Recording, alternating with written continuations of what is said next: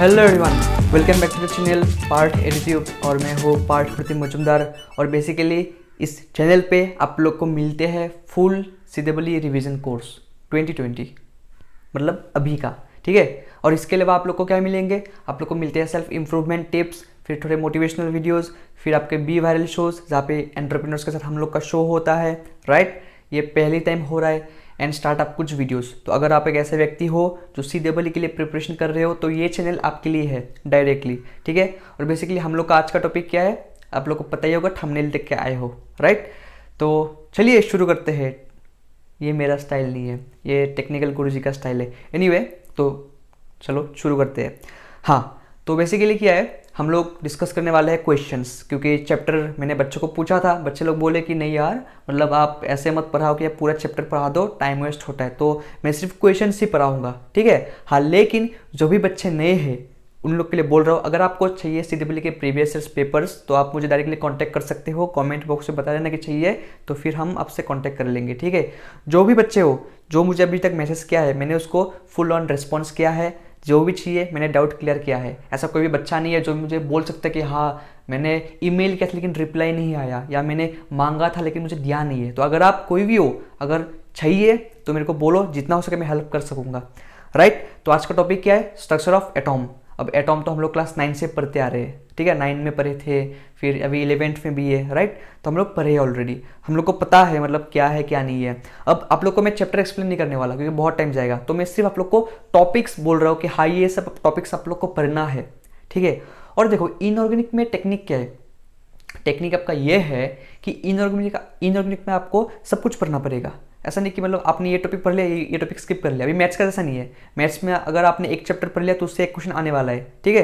या आपने अगर एक टॉपिक पढ़ लिया, सपोज कैलकुलस है, उससे एक टॉपिक नहीं पढ़ा, एक टॉपिक पढ़ लिया, तो एक टॉपिक से आ जाएगा। लेकिन इनऑर्गेनिक में क्या है आपका, अगर आपने पूरा चैप्टर में से 70% टॉपिक्स पढ़ लिया, 30% टॉपिक्स नहीं पढ़ा, एग्जाम में क्या पता 30% से आ जाए, 70% से ना आए, राइट। तो ये बैड लक हो सकता है आपके लिए, राइट। बैड लक से याद है the art of bad words, carry बिनती के नया वीडियो देखो मत, टाइम वेस्ट मत करो, मेरा वीडियो देखो, मेरा वीडियो सबसे अच्छा है, उससे भी अच्छा है, चलो मान लेते हैं। बहुत लोग मेरे को कमेंट करके बोलने वाले हैं, मतलब अरे ये कैसे बोल लिया, मतलब कैरी बिनती से वीडियो अच्छा है, ये तो हो नहीं सकता। मेरे को पता है ये हो नहीं सकता, लेकिन होगा जी, बहुत ज़रूर होगा, आप लोग करोगे। चलो ये सब बकवास नहीं करते अभी।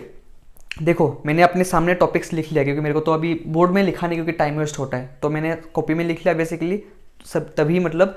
तो स्ट्रक्चर ऑफ एटम में आपको पढ़ना क्या है, एक तो आपका है Thomson model of an atom, ठीक है, जो मतलब एक गोलाकार सा चीज बनाया था थॉमसन ने, बोला था कि हाँ ये एक पॉजिटिव स्फीयर है, फिर यहाँ पे कुछ एटम्स है, राइट। फिर आपका होता है Rutherford's nuclear model of an atom. फिर आते हैं हमारे रदरफोर्ड जी, वो हम लोग को बोलते हैं कि हाँ जी, एक आप लोग का पता है ना कि एक मतलब एक्सपेरिमेंट क्या था जिसको हम लोग बोलते हैं, मतलब एक्सपेरिमेंट ना, अल्फा स्कैटरिंग एक्सपेरिमेंट ना, रदरफोर्ड का गोल्डफॉल एक्सपेरिमेंट वो बोलते हैं। वहाँ पे उन्होंने क्या इन्वेंट किया, वहाँ पे उन्होंने इन्वेंट किया न्यूक्लियस, ठीक है। तो क्वेश्चन में आ सकता है कि हु इन्वेंटेड न्यूक्लियस, तो ये आंसर होगा रदरफोर्ड, राइट। फिर आते हैं आपका एक टॉपिक जहाँ पे हाँ ड्रॉबैक्स भी आ सकता है। ड्रॉबैक्स आपका क्या है कि stability of an atom. Rutherford explain तो कर दिया कि हाँ ये आपका पूरा एक्सपेरिमेंट हम लोग ने किया, गोल्ड फॉइल से हम लोग ने पास किया, ठीक है, लीड प्लेट लगा के, फिर हम लोग को न्यूक्लियस मिला, लेकिन वो एक्सप्लेन नहीं कर पाए कि स्टेबिलिटी, एटम का स्टेबिलिटी वो एक्सप्लेन नहीं कर पाए।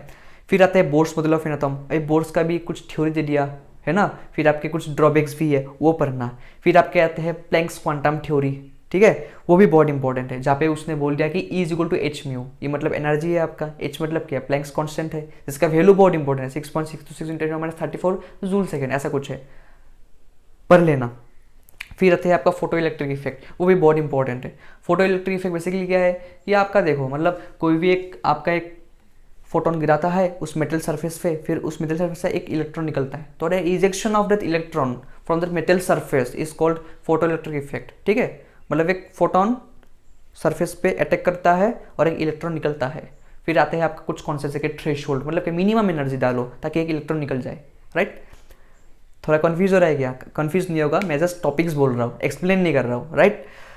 फिर आते हैं आपका एटॉमिक स्पेक्ट्रा, मतलब एमिशन स्पेक्ट्रम, एब्जॉर्प्शन स्पेक्ट्रम, है ना, लाइन पता है ना, मतलब लाइमैन, बल्मर, पीफन, पसेन, ब्रैकेट सीरीज, ये सब सीरीज होता है। अभी हम लोग जो देख रहे हैं यहाँ पे पूरा विश्व ब्रह्मांड में, वो सब इसी के रेंज के अंदर आते हैं, हम लोग एक रेंज के अंदर ही देख पाते हैं, उससे बाहर देख नहीं पाते।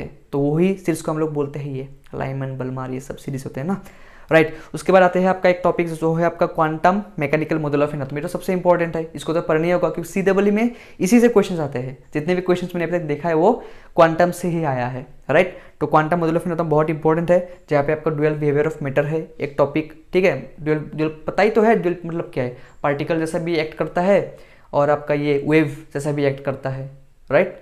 तो वही है। फिर आपका आता है हाइजेनबर्ग अनसर्टेनिटी प्रिंसिपल, मतलब पता ही आपको कि एक ही वक्त में, एक ही टाइम पे आप सिर्फ एक चीज़ डिटरमाइन कर सकते हो, सिर्फ एक चीज़ आप निकाल सकते हो। आइडर ये वो पोजीशन होगा, आइडर वो मोमेंटम होगा। अब मोमेंटम और पोजीशन ऑफ एन इलेक्ट्रॉन दोनों को आप निकाल नहीं सकते, सिर्फ एक को। आ गया समझ में? ग्रेट। फिर आपके आते हैं क्वांटम नंबर्स एंड ऑर्बिटल्स। ये तो बहुत ही टफ नहीं है, ईजी। आप पढ़ोगे ना आपको समझ में आ जाएगा, क्योंकि इसमें कुछ कॉन्सेप्ट इतना नहीं है। क्वांटम नंबर्स क्या है पता ही है ना, है कि नहीं। एजीम्यूथल है आपका, प्रिंसिपल क्वांटम नंबर है, मैग्नेटिक स्पिन क्वांटम नंबर है, राइट। ये सब आपके होते हैं। फिर ऑर्बिटल्स है ना, एस ऑर्बिटल कितना है, एक होता है। पी ऑर्बिटल 3 होता है ऑर्बिटल्स, राइट। डी, फिर एफ, याद है, ओके। फिर feeling of orbitals in atom है ना। अभी ऑर्बिटल्स है मतलब वो घर है, जैसे कि हम लोग का ये घर है, ये स्टूडियो नहीं है, मेरा घर है जहाँ पे मैं शूट करता हूँ, राइट। जैसे कि आप लोग कहाँ पे हो, घर में हो, तो वही इलेक्ट्रॉन्स का भी घर होता है जिसको हम लोग ऑर्बिटल्स बोलते हैं सिंपल भाषा में। फिर ऑफबो प्रिंसिपल, पॉली एक्सक्लूजन प्रिंसिपल, फिर hertz rule of mixer multiplicity, ऐसे बहुत सारे रूल्स है। तो आप लोग को ये सभी चीज़ें पढ़ना है, पढ़ने के बाद आप लोग कुछ भी क्वेश्चन कर पाओगे। अब मैं बोलता हूँ एग्जाम में क्या आते हैं। एग्जाम में आपके आएंगे 2 क्वेश्चन, कोई चैप्टर से आपके 2 क्वेश्चन आते हैं, जैसे कि आपका केमिकल काइनेटिक्स हो गया, है कि नहीं, जैसे कि आपका सॉल्यूशन हो गया।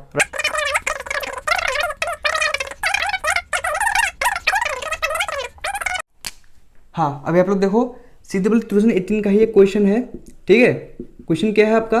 क्वेश्चन आपका ये है कि which of the following charges does not involve any electron transfer, ठीक है। ऑप्शन है आपका Na से आपका Na प्लस, फिर आपका Zn2 प्लस से आपका Zn, Cr2O7 2 माइनस से आपका Cr O4 2 माइनस, फिर आपका VO2 प्लस से आपका V2O3। क्या पूछा क्वेश्चन में? पूछा है कि यहाँ पे आपका चार्ज ट्रांसफर किसमें नहीं हो रहा। ट्रांसफर नहीं हो रहा है मतलब क्या है, 0 से +1 Na से Na प्लस हो रहा है, Zn2 प्लस से Zn हो रहा है, डायरेक्ट मिल गया। तो ये ऑप्शन तो हो नहीं सकता डायरेक्टली, इसमें से कुछ होगा।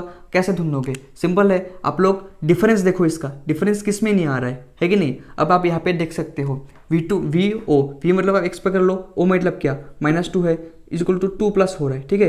एक्स इक्वल कितना हो गया, इधर से चलने से 4 हो गया। यहाँ पे देखो, यहाँ पे ट्वाइस एक्स मान लो V2 को, है ना, फिर -6 मान लो, 0 कर दो, एक्स इक्वल कितना मिल गया, 3 मिल गया। यहाँ पे आपका डिफरेंस हो रहा है, तो यहाँ पे आपका डिफरेंस नहीं हो रहा है। आप इसको क्रॉस चेक करके देख सकते हो, राइट। ग्रेट। फिर हम लोग आते हैं CW 2019 के क्वेश्चन में। क्वेश्चन बहुत ही सिंपल है। क्या है कि X is in +3 oxidation state, ठीक है, और जिसका आपका X है। X क्या है आपका? X आपका है आर्गॉन, ठीक है, और 3d5, ठीक है, ये आपका है, और ये आपका है +3 ऑक्सीडेशन स्टेट में। तो पूछा है कि इसका अभी क्या होगा, इसका अभी इलेक्ट्रॉन नंबर कितना है, ठीक है, इसका अभी जो इलेक्ट्रॉन वो नंबर कितना है अभी, ठीक है। तो ऑप्शन में आपका 26 है, 25 है, ठीक है। मतलब ऐसे आपके ऑप्शन 4 है, मैं लिखूंगा नहीं भी। देखो सिंपल क्वेश्चन है, +3 ऑक्सीडेशन स्टेट बोला है। अभी ये मतलब क्या है, आर्गन मतलब क्या, 18 है, 5, ठीक है, तो 23 हो गया, ठीक है, 23। लेकिन +3 स्टेट में ये है, तो +3 मतलब क्या, इलेक्ट्रॉन 3 कम है। अगर 3 कम है तो नॉर्मल स्टेट में क्या होगा, 3 इलेक्ट्रॉन ज़्यादा होगा, तो 26 इसका आंसर होगा, ठीक है। सिंपल सा क्वेश्चन था। फिर सेकंड क्वेश्चन CW 2019 में आया था, ये भी 2019 बहुत ही आसान क्वेश्चन है। क्या है, the orbital angular momentum of an electron in 2p orbital is, ठीक है। ऑर्बिटल एंगुलर मोमेंटम पूछा है CW 2019 में of A 2p orbital is. अब 2p ऑर्बिटल बोल दिया है। अब देखो फॉर्मूला क्या होता है, फॉर्मूला आपको याद होना पड़ेगा, अगर नहीं है तो फिर कर नहीं पाओगे। फॉर्मूला आपका होता है L, ये पेन नहीं काम कर रहा, चेंज करना पड़ेगा पेन।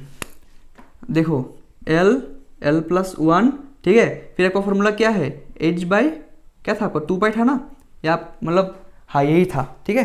H बाई आपका 2 पाई था।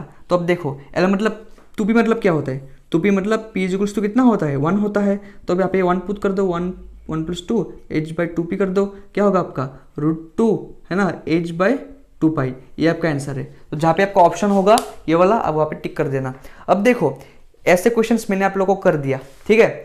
अब ये सब क्वेश्चंस टफ था क्या? ये सब क्वेश्चंस टफ नहीं था, जस्ट फॉर्मूला बेस्ड था। आपने फॉर्मूला लगा दिया यहाँ पे, आपने चेक कर लिया है ना, या आगे के क्वेश्चन में क्या था, आपने चेक कर लिया, तो चेक करने से हो गया। तो बहुत ही इजी था, बहुत ही आसान था, लेकिन आप लोग को फॉर्मूला याद होना पड़ेगा।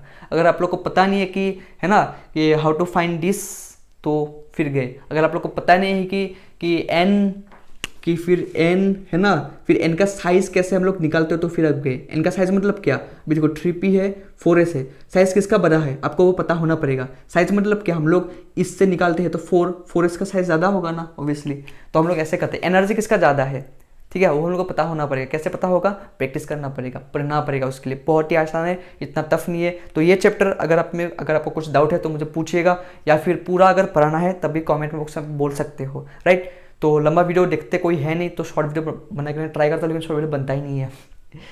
एनीवे, आज के लिए इतने रखते हैं। हम लोग रोज कुछ नया लाएंगे, कुछ क्रिएटिव लाएंगे, and strategy is really very important. So video को अच्छा लगा तो लाइक कर देना, शेयर कर देना, सब्सक्राइब कर देना इस चैनल को। सो चलो यार, ऑल द बेस्ट।